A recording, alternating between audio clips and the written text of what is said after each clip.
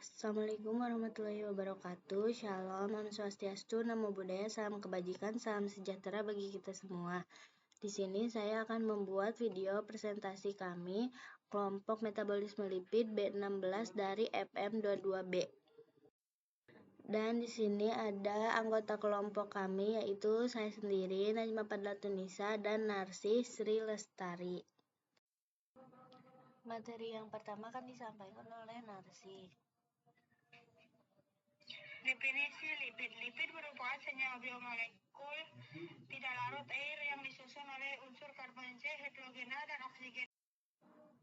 Lipid terbentuk dari unsur-unsur organik yaitu C karbon 12.01, H hidrogen 1.08, oksigen 15.9. Lalu ada fungsi lipid, yaitu yang pertama cadangan penghasil energi, yang kedua bahan penyusun dari beberapa vitamin yaitu A, D, E, dan vitamin K. Lalu untuk melindungi organ penting saat terjadi goncangan karena memiliki struktur seperti bantalan, sebagai bahan penyusun ampedu dan asam kolat. Lalu untuk melindungi tubuh dari perubahan suhu lingkungan, untuk lemak dapat melindungi tubuh dari suhu yang rendah. Sifat lipid tidak larut dalam air, larut di dalam pelarut organik seperti benzena, ester, aseton, kloroform, dan karbotetraklorida, mengandung unsur-unsur karbon, hidrogen, dan oksigen. Kadang-kadang juga mengandung nitrogen dan fosfor bila terhidrolisis akan menghasilkan asam lemak. Lalu pergolongan lipid berdasarkan sumbernya. Lipid hewani berasal dari lemak hewan, contohnya lemak hewan dan susu. Lipid nabati berasal dari tumbuhan, contohnya margarin, minyak kelapa, minyak kedelai. Sumber lipid itu ada dua, sumber hewani dan sumber nabati. Sumber hewani daging sapi, keju, susu, ikan, telur, minyak ikan, daging kambing, daging domba. Sumber nabati kelapa, kemiri, zaitun, kacang tanah, mentega, kedelai, minyak kelapa sawit, buah alpukat. Lalu macam-macam struktur lipid. Kolesterol rumus kimia C27H460. Asam lemak bebas rumus kimia C12H2402. Trigliserida C39H7208. Terdiri ester dan 3 asam lemak. Fosforid rumus kimia C24H48O4 tambah nitrogen dan fosfor. Metabolisme lipid. Metabolisme adalah proses pengolahan atau pembentukan dan penguraian zat-zat yang diperlukan oleh tubuh agar tubuh dapat menjalankan fungsinya. Metabolisme dibagi menjadi 3. Yang pertama ada absorpsi dan transportasi. Yang kedua katabolisme. Yang ketiga anabolisme. Absorpsi dan transportasi.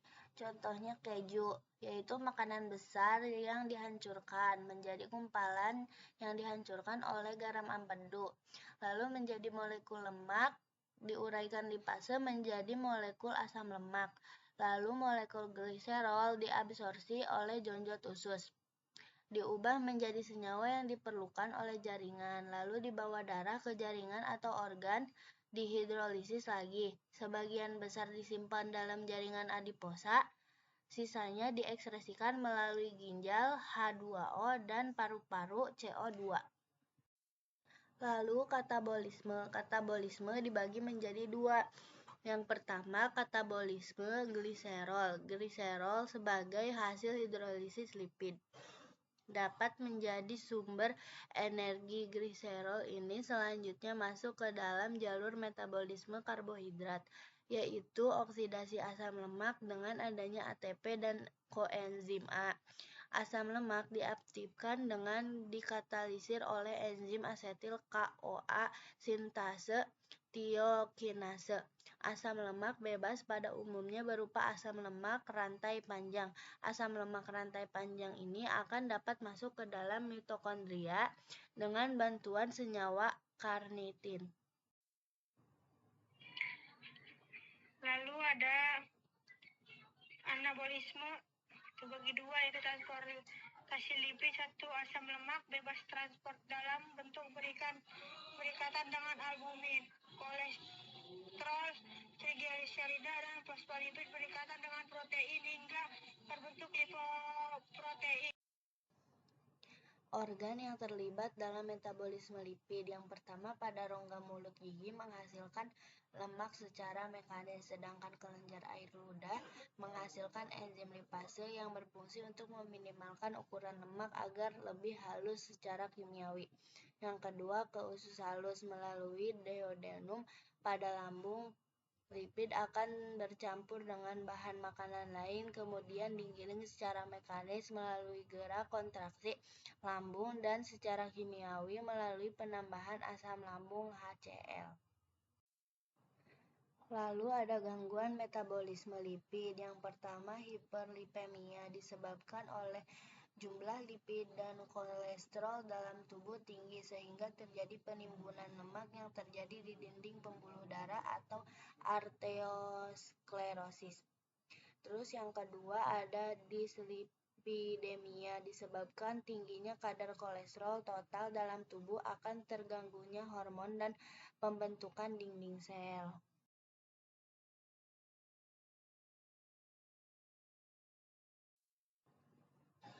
Kesimpulannya, metabolisme lipid adalah sebuah proses di mana asam lemak yang masuk ke dalam tubuh dicerna dan kemudian dipecah sebagai energi dan nantinya disimpan dalam tubuh untuk cadangan energi.